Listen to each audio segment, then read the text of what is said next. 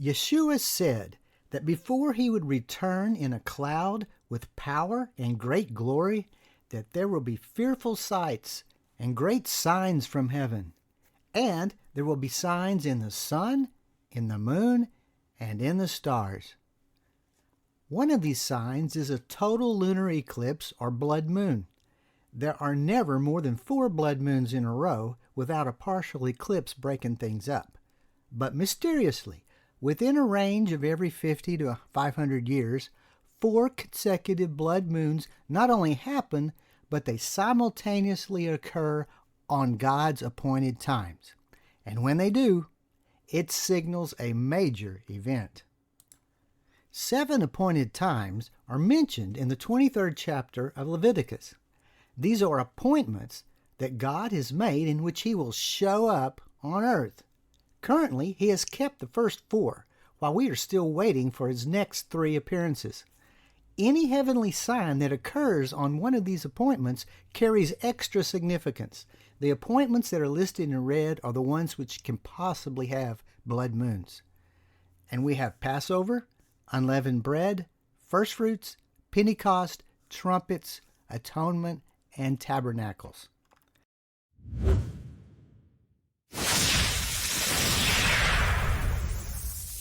Let's go back 500 years and notice that right after Christopher Columbus returned from his first voyage to America, and as the news of a new continent spread throughout all of Europe, there were 4 blood moons heralding his discovery, with the first blood moon just 18 days after Columbus's return. The 4 blood moons were a sign proclaiming Columbus's discovery of America in 1493. We had to wait 455 years until another set of 4 blood moons aligned with God's appointed times.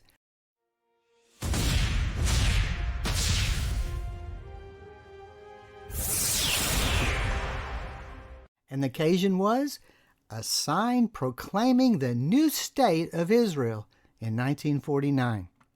From May 14th, 1948 until March 10th of 1949, Israel was at war. Israel signed armistice treaties with Egypt, Lebanon, and Jordan, and as the last treaty with Syria was being finalized, 4 blood moons declared the new state of Israel. All 4 of the blood moons were visible from Israel. Only a short 18 years later, Israel took control of East Jerusalem from retreating Jordanian forces on June the 7th, 1967.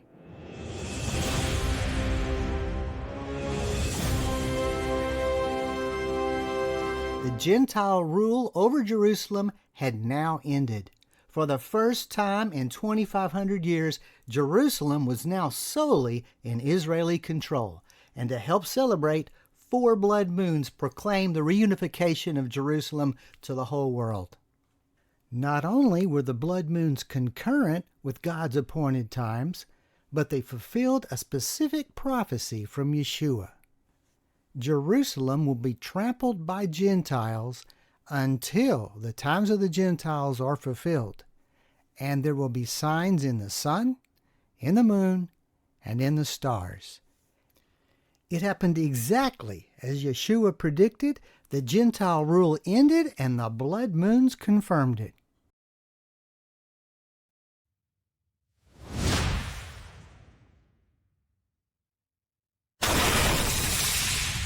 In 2014, the blood moons returned, but this time giving a more ominous message. A sign warning about the mark of the beast in 2014. The United Nations has always had aspirations of controlling the world. On September the 25th, 2015, in a grand ceremony and with Pope Francis as the main speaker, the UN passed the 2030 Agenda for Sustainable Development, a global control grid for world domination. One of the provisions was Goal 16.9, mandating the United Nations to issue the authoritative legal identity for every person on Earth. What they didn't mention was how they were going to do it. But on September the 25th, just 3 days before the final blood moon, they gave themselves the authority to be the sole administrator of legal identity, and their deadline for implementing this registration system was the year 2030. If you still don't think that the hour is late and that we're living in the last days, consider that there will not be any more of these signs of blood moons for 567 more years.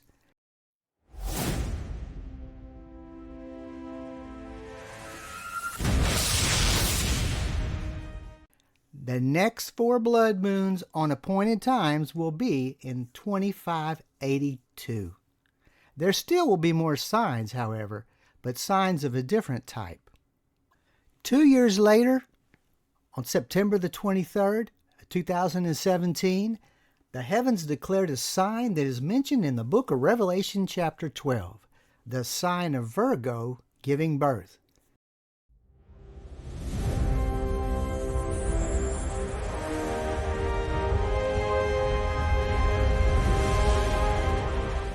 Jupiter had just spent 293 days inside Virgo's womb and had exited 13 days earlier. This symbolically represented the act of Virgo giving birth to Jupiter. Jupiter had made a perfect transit inside of Virgo's womb, not exiting before the full 293 days, similar to a naturally occurring gestation period. This only happens once every 344 years, so this was only the 7th time that this has happened since John's prophecy. This has to be the time that his prophecy will be fulfilled. So along with the 13-day-old baby Jupiter, we saw some other conditions in John's prophecy that were all met on September the 23rd of 2017. Now, a great sign appeared in heaven, a woman clothed with the sun, with the moon under her feet, then being with child to give birth. Just look at all the conditions that are satisfied by this sign. 1. The constellation Virgo is a great sign, the second largest behind Hydra. Virgo spans about 48 degrees wide. So Virgo is a great sign. It's the second largest constellation. Secondly, Virgo is a woman. The sign has to be a woman, and Virgo is the only woman of the 12 major constellations in the zodiac. 3. Virgo has just given birth, just like John's prophecy states. And number 4, Virgo is clothed with the sun behind her, which is normal for the month of September. And 5, Virgo has the moon under her feet only for one day of the month, and on September the 23rd, this condition is met. At this time of every year, it's perfectly normal for a Jew to be looking up at Virgo because they're all looking for the new moon on the Feast of Trumpets, called today Rosh Hashanah. So this is a well-known sign on an appointed time, and this time there is an added sign of Virgo giving birth. Therefore, just like the blood moons happened on appointed times, so does the sign with Virgo, and they both occurred back to back, only 2 years apart.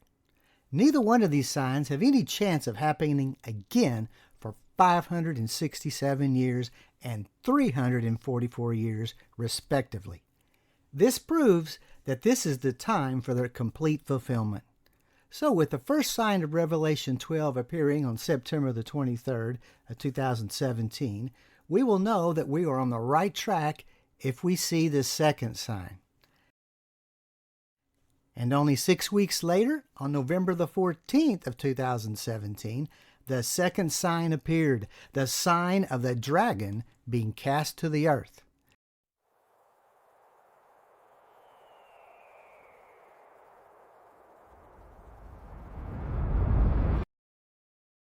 So the great dragon was cast out, that serpent of old, called the devil and Satan, who deceives the whole world. He was cast to the earth. This picture was taken by Ollie Taylor from the Valparola Pass in the Italian Dolomite Alps. Shown below is the Alto Badia Valley and a small village called La Villa. Ollie just happened by chance to capture this dramatic fireball as it flashed across Germany on November the 14th, 2017 at 1647 Universal Time. According to the American Meteor Society and the International Meteor Organization, This is the most reported fireball ever, with 2,047 reports. The meteor's trajectory over Germany points to an origin near the small Pleiades constellation. Amazingly, the Pleiades symbolically represent God's throne with their sapphire-colored stars. So this event actually was Satan being cast down to the earth. 1, it originated from the throne of God.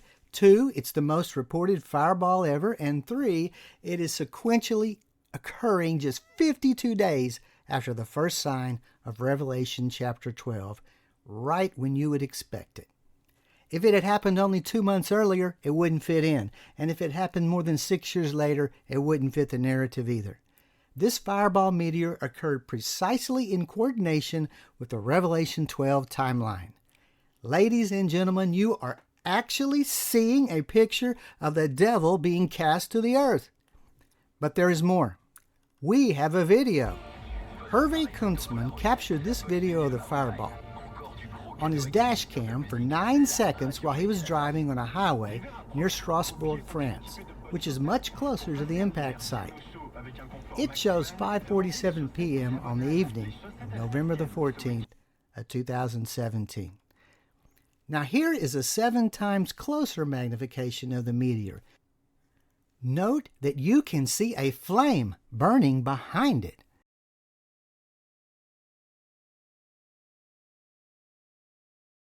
Now you're probably wondering, where did Satan land? Where's the impact zone?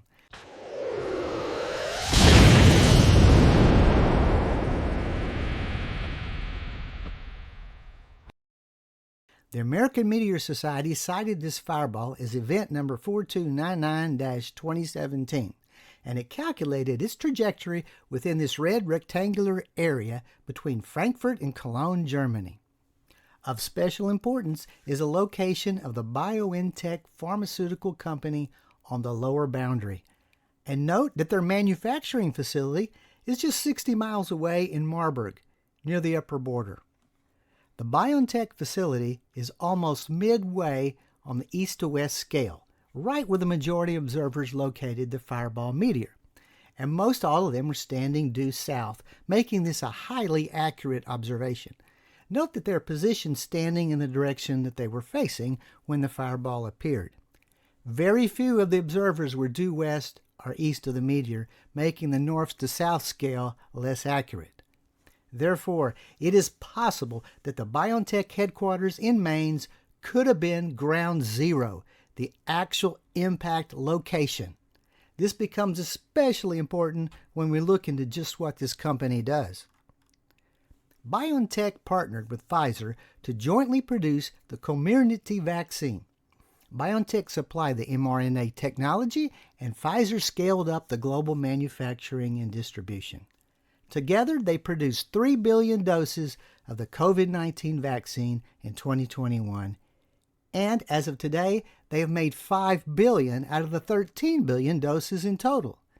Therefore, BioNTech supplied 38% of the COVID-19 vaccines and nearly all the ones that contained mRNA technology. The name BioNTech stands for biology merged with technology. This is what you would need in order to give everyone a unique identification number, and this would be the primary goal for an aspiring world dictator who is suddenly cast onto the earth. Therefore, this fireball's destination is just as revealing as its origin. 2 years after the satanic fireball, on September the 19th of 2019, an ID 2020 Alliance press release revealed the plans for a digital identity platform using immunization. Note that the key words here are portable and persistent. This is not talking about a piece of paper that you carry around in your wallet. This ID stays with you because it is in you. 11 months after the great dragon was cast out on November the 14th of 2017, his angels were cast out with him. This event was marked by the draconian meteor shower. The name comes from the constellation called Draco, which is Latin for dragon. In its 100-year history, this meteor shower has only produced a storm of meteors 3 times. October the 9th, 2018 was the 3rd time. However, the event was only seen in eastern Russia. So the great dragon was cast out on November the 14th, 2017, and his angels were cast out with him on October the 9th, 2018. The natural rotation of Draco the dragon causes his tail to swing around in a 90-degree arc over the short span of just 6 hours.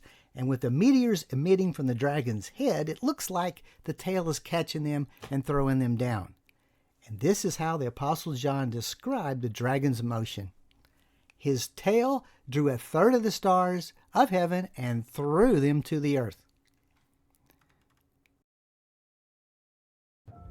On December the 21st of 2020, we had another major sign in heaven, a rare conjunction of Jupiter with Saturn. This event happens once every 20 years, but this time the 2 planets appear to be much closer together than normal, only about 1/10 of a degree apart. This was the closest that they had appeared in 397 years, since the year 1623. So this was really a once in a 400-year occurrence, making this an extra special sign. Additionally, this day was the winter solstice, the shortest day of the year for the northern hemisphere, and traditionally a time of maximum darkness as well as evil.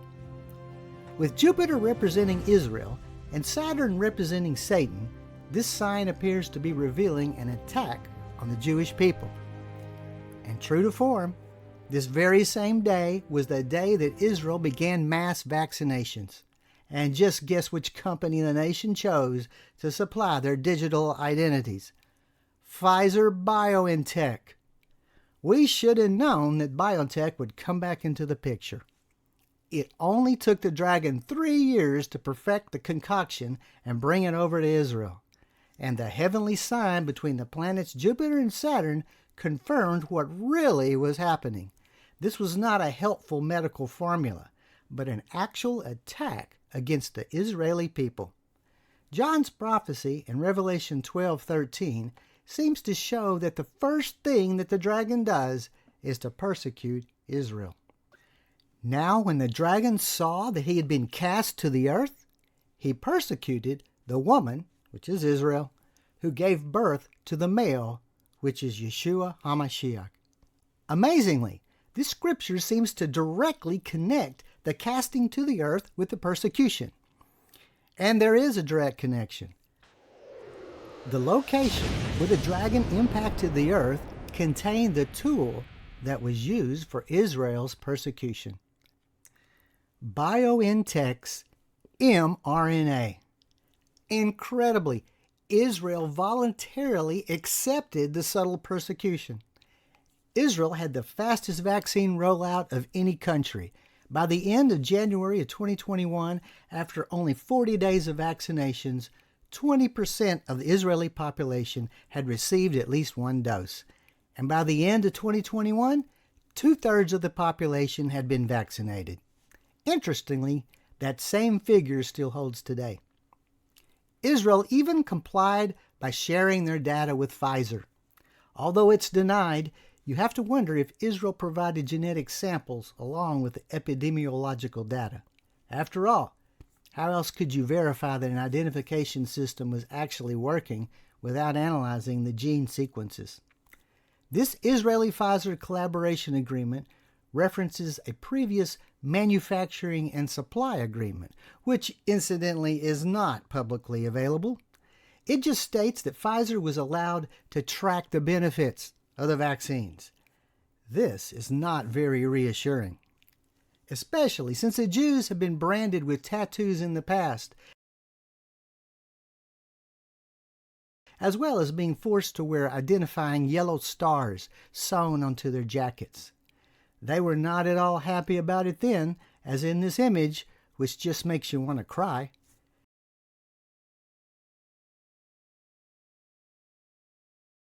If the Israelis really knew what was happening to them now, they would still be crying too.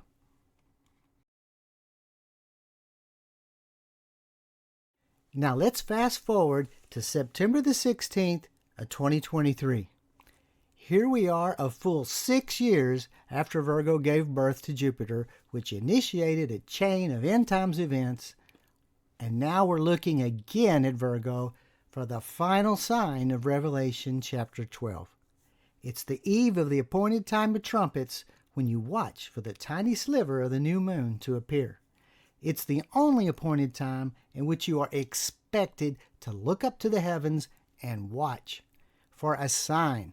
This year, the new moon is not at Virgo's feet as in 2017. It's only halfway in the constellation, at her left elbow. This year, we have a surprise waiting for us.